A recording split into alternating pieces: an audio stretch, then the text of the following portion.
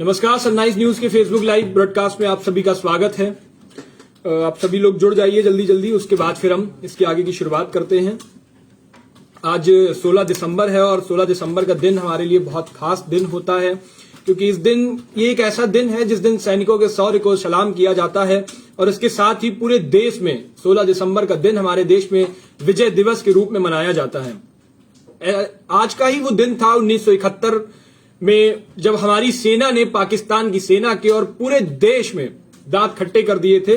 और एक बड़े गौरव का दिन था, क्योंकि हम इस जीत की उम्मीद लगाकर बैठे थे और वो हासिल हमने किया। और उसके साथ ही एक बहुत बड़ा बदलाव इस पूरी दुनिया ने देखने को मिला। और इस दिन को हम बार बार हर देशवासी अपने मन में याद करता है, पूरे उमंग से भर जाते हैं, जिस दिन हम अपने सैनिकों की वीरता, अपने सैनिकों के शौर्य की मिसाल देते हैं। और इसके साथ ही आज के दिन यानी 1971 का वक्त और 2021 का वक्त, आज भी हमारी सेना, अब तो हमने कई सारे टेक्नोलॉजीज को यूज कर लिया है, तब हमारी सेना कैसे लड़ा करती थी उसका उदाहरण वो 1971 की जो विजय थी वो आज हमें देखने को मिली। करीब उस वक्त में 3900 भारतीय सैनिक जो हमारे शहीद हो गए थे, हमारे बीच से चले गए थे, और 9851 लगभग सैनिक घायल हुए थे, ये सरकारी आंकड़ों के हिसाब से। अब हम आपको जल्दी से बता देते हैं कि ये विजय दिवस मनाया क्यों जाता है। दरअसल 1971 के युद्ध में जब एक युद्ध हुआ था और उसके साथ ही भारत ने जो पाकिस्तान से अपनी जीत ली थी, और वो जीत ऐसे थी कि लगभग युद्ध के अंत में जब 93,000 कुछ सैनिक थे, उन्होंने आत्मसमर्पण कर दिया था। और उसके बाद 1971 के युद्ध में भारत की जब जीत हुई तो उसके साथ ही जो पाकिस्तान था, जो पूर्वी पाकिस्तान जिससे लड़ाई चल रही थी, वो स्वतंत्र हो गया था। और वो जो पूर्वी पाकिस्तान जो हमने स्वतंत्र करवाया था, क्योंकि ये पाकिस्तान इस पूर्वी पाकिस्तान पर अपना कब्जा जमाता था, और इसको हमें जो मेन लड़ाई हमारी थी वो इसको आजाद कराने की थी। हमने इसको आजाद कराया और एक नए देश का दर्जा दिला दिया, जिसको आज हम बांग्लादेश के नाम से जानते हैं, बांग्लादेश कहते हैं। तो इसमें हुआ ये कि जो पूर्वी पाकिस्तान जो आज बांग्लादेश हो गया है, उसकी पाकिस्तान सेना के commander lieutenant general A.K. Niazi ने भारत के पूर्व सैन्य commander lieutenant general Jagjit Singh Arora के सामने आत्मसमर्पण कर दिया। और जिस वक्त ये आत्मसमर्पण किया, एक पूरे देश भर में खुशी की लहर दौड़ी कि हमने पूर्वी पाकिस्तान को आजाद कर लिया, भारत की सेना जीत गई। 16 दिसंबर की शाम थी वो, जनरल नियाजी ने आत्मसमर्पण के कागजों पर अपने हस्ताक्षर कर दिए, भारत ने युद्ध जीता। पूरा गौरव का दिन रहा। आज तक हम इस दिन को विजय दिवस के रूप में मनाते हैं। अब आपको बता दूं कि 16 दिसंबर का जो दिन है, जिसको हम लोग जोड़ते हैं, इस दिन में हुआ क्या था। 16 दिसंबर के दिन में जो सुबह सुबह का वक्त था, जनरल जैकब को मोनिक्सा का एक मैसेज मिलता है कि आत्मसमर्पण की तैयारी हो रही है और इस तैयारी को अंतिम अंजाम देने के लिए तुरंत ढाका पहुंचिए। उस समय जैकब की हालत तो बिगड़ ही रही थी, जाहिर सी बात है बिगड़ेगी, क्योंकि भारत के पास केवल 3000 सैनिक बचे थे और ढाका लगभग 30 किलोमीटर दूर था। दूसरी तरफ पाकिस्तानी सेना के commander lieutenant general A.K. Niazi के पास ढाका में 26,400 सैनिक थे। अब आप समझो कहां 26,400 सैनिक और कहां 3,000 सैनिक होंगे। हमारे पास 3,000 थे और उनके पास 26,400 सैनिक थे। भारतीय सेना ने धीरे धीरे करके पूरे युद्ध पर अपनी पकड़ बनाई। भारत के पूर्वी सैन्य कमांडर जगजीत अरोड़ा अपने दल के साथ 2 घंटे में ढाका लैंड करने वाले थे। युद्ध खत्म होने वाला था। जैकब के हाथ में कुछ भी नहीं था। जब जैकब नियाजी के कमरे में घुसा तो वहां सन्नाटा था। सन्नाटा इसलिए था क्योंकि आत्मसमर्पण की टेबल पर वो हस्ताक्षर करने के लिए कागज रखे हुए थे और वो उस कागज पे उनको साइन करने थे। अब इतना सब देख के नियाजी की आंखों में आंसू आ गए। अब वो आंसू क्यों आ गए वो आप सुनेंगे तो बड़ा दिलचस्प किस्सा है वो, क्योंकि शाम के लगभग 4:30 बज रहे थे। Lieutenant general Jagjit Singh Arora hospital से ढाका के हवाई अड्डे पर लैंड हुए। अब अरोड़ा और नियाजी जब एक टेबल पर आमने सामने बैठे तो दोनों ने आत्मसमर्पण के दस्तावेज थे उनके हाथ में और उस पर दस्तखत कर लिए। अब एक ऐसा किस्सा हुआ, जब ये दस्तखत तो हो गए, हस्ताक्षर हो गए उस कागज पर, आगे उनको बाहर निकलना था, लेकिन नियाजी के पास एक रिवॉल्वर थी और वो रिवॉल्वर नियाजी ने जनरल अरोड़ा को हाथों में सौंपा दी, उनके हवाले कर दी, उसको टेबल पर रखा। नियाजी की आंखों से एकदम से आंसू निकलने लगे, क्योंकि जो नियाजी को लोग, जो स्थानीय लोग थे, वो बहुत दुश्मन की तरह देख रहे थे और वो चाहते थे कि नियाजी बस हमें अकेले में मिल जाए और नियाजी की हत्या कर दी जाए। लोग हत्या पर उतारू हो रहे थे। उसको जिसके हाथ में जो आ रहा था, जिसके मुंह में जो आ रहा था, वो नियाजी को उस तरह से गालियां दे रहा था, उस तरह से बक रहा था।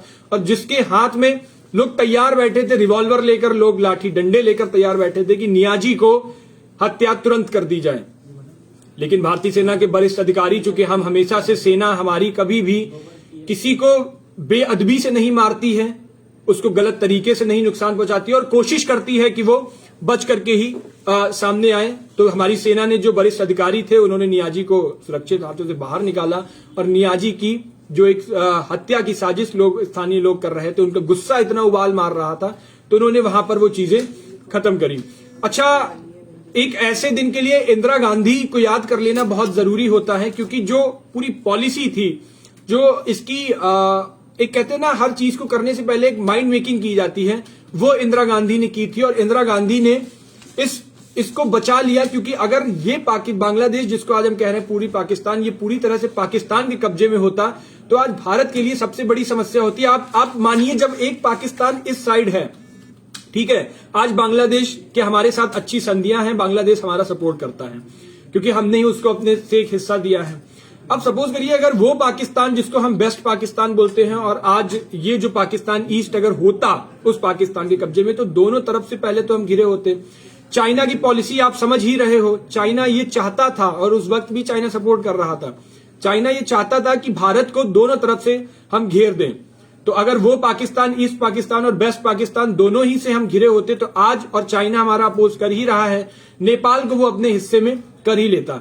तो विदेश नीति जो समझते हैं, वो जो एक्सपर्ट्स हैं, वो ये बात कहते हैं कि अगर आज भारत में कहीं ना कहीं जो युद्ध की स्थिति होती, और जो आज का जो ऊपर का नॉर्थ का हिस्सा है, ये भारत के लिए बहुत मुश्किल पैदा कर देती है, और आज की सरकारों में ये समस्या सबसे बड़ी खड़ी होती। तो इंदिरा गांधी की जो वो पॉलिसी थी, उसको लेकर के उन्होंने बहुत अच्छी माइंड मेकिंग की, और वो वक्त था और आज का वक्त है, हम सुरक्षित हैं। और जो नॉर्थ की लड़ाइयां चल रही हैं, क्योंकि आप देख रहे हो चाइना किस तरह से हमारे अंदर घुसने की अरुणाचल से कोशिश कर रहा है। अब अगर ये बांग्लादेश अगर पाकिस्तान के हिस्से में होता, तो आज उसके साथ मिलकर के घटना को बहुत बखूबी अंजाम दे देता, और हम हल्के अलग थलग पड़ जाते।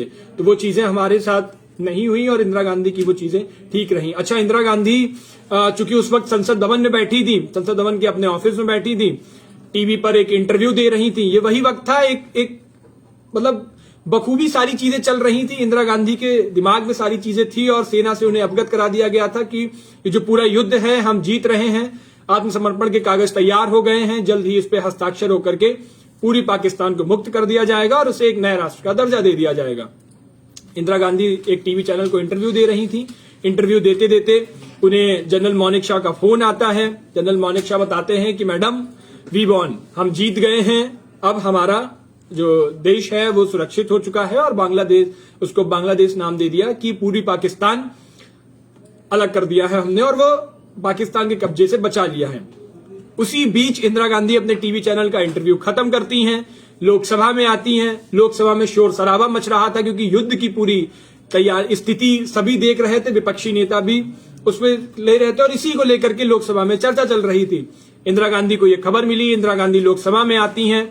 इंदिरा गांधी ने सभी उसी शोर शराबे के बीच खड़े होकर के बताया कि हमने ये युद्ध जीत लिया है, भारत जीत गया है, एक बहुत बड़े ब्लंडर होने से हमने बचा लिया है खुद को।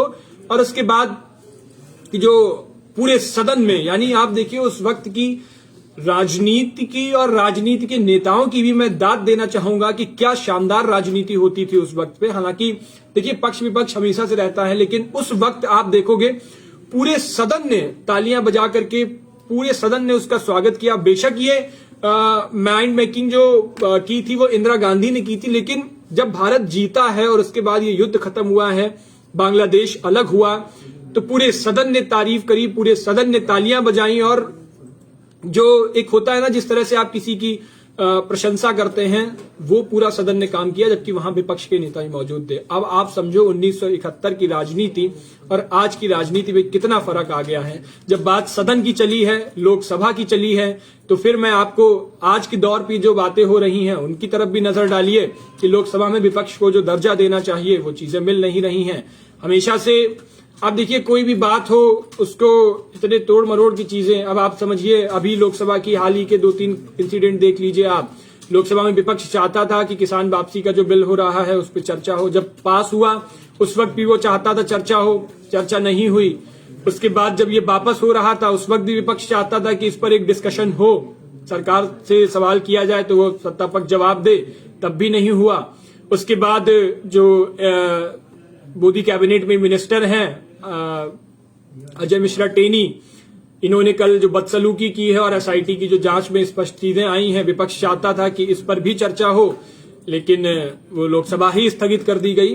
तो लोकसभा एक ऐसी जगह होती है, आप 1971 में, मैं तो आप लोगों से कहूंगा वो हर जगह वीडियो आपको अवेलेबल हो जाएगा, उसको देखिएगा कि इंदिरा गांधी ने जब ये बात कही तो किस तरह से लोकसभा में इतनी प्रशंसा हुई, उनकी विपक्ष के नेता मौजूद थे और सभी ने तालियां बजा करके स्वागत किया। एक वो उस दौर का था राजनीति और एक इस दौर की राजनीति है, फर्क है। राजनीति में फर्क है, उस दौर के नेताओं में फर्क है, चीजों में फर्क है, शब्दों में फर्क है, उनके क्रियाकलापों में फर्क है। अटल बिहारी वाजपेयी जैसों को हमेशा याद किया जाता है, उनके अपने शब्दों को लेकर के किस तरह से शब्द बोले जाते हैं और किस तरह से राजनीति में एक दूसरे से, आप देखिए सदन में होते हैं तो सदन एक ऐसी जगह होती है जहां से लोग आपको बखूबी चुन करके आपको अपना प्रतिनिधित्व समझ के आपको पहुंचाते हैं। और उस सदन में जब आप पहुंचते हैं तो आप सिर्फ एक पार्टी के लिए नहीं बात रख रहे होते हैं, एक नेता के तौर पर बात नहीं रख रहे होते हैं। उस सदन में आप अपने क्षेत्र की पूरी जनता का, जिनका विश्वास जुड़ा हुआ होता है, जिनके वोट आपको मिले होते हैं, उनका प्रतिनिधित्व कर रहे होते हैं, उनकी बात रख रहे होते हैं। क्योंकि इतनी सारे लोग, सपोज करिए एक जगह की 10,000 लोगों की आबादी है और 10,000 लोगों के वोट से आप जीत रहे हैं, तो 10,000 लोग जाकर के सदन में बात नहीं रख सकते हैं। 10,000 लोग इसलिए आपको भेजते हैं कि आप बात रखिए। बात को होना चाहिए, बात बखूबी से करनी चाहिए। लोकसभा का किस्सा चला, इंदिरा गांधी की बात चली तो ये चीजें याद आ गई और उसके साथ ही जो मौजूदा दौर चल रहा है उसको हमने देखा। दुख होता है कभी कभी, एक देश कहाँ, इस देश को कितना आगे पहुंचना चाहिए था, कितनी चीजें और बेटर ढंग से करी जा सकती थी, लेकिन ये देश कितना पीछे जा रहा है। देश की नैतिकता, इसकी मर्यादा खोती जा रही है। और ये इस दौर में तो मुझे लग रहा है ये अपना पीक पे एक दौर चल रहा है। हर एक दौर अपने पीक पे होता है, कभी न कभी उसका अंत होता है, एक नई सवेरे होती है।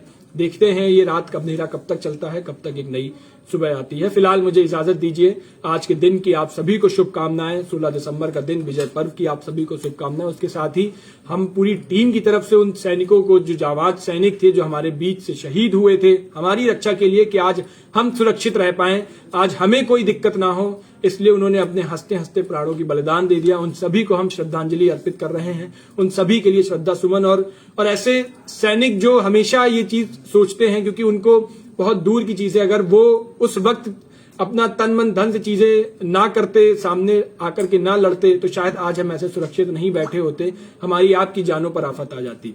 उन्होंने वो अपना जिम्मेदारी निभाई। कोशिश करिए आप भी अपनी अपनी जिम्मेदारी निभाइए।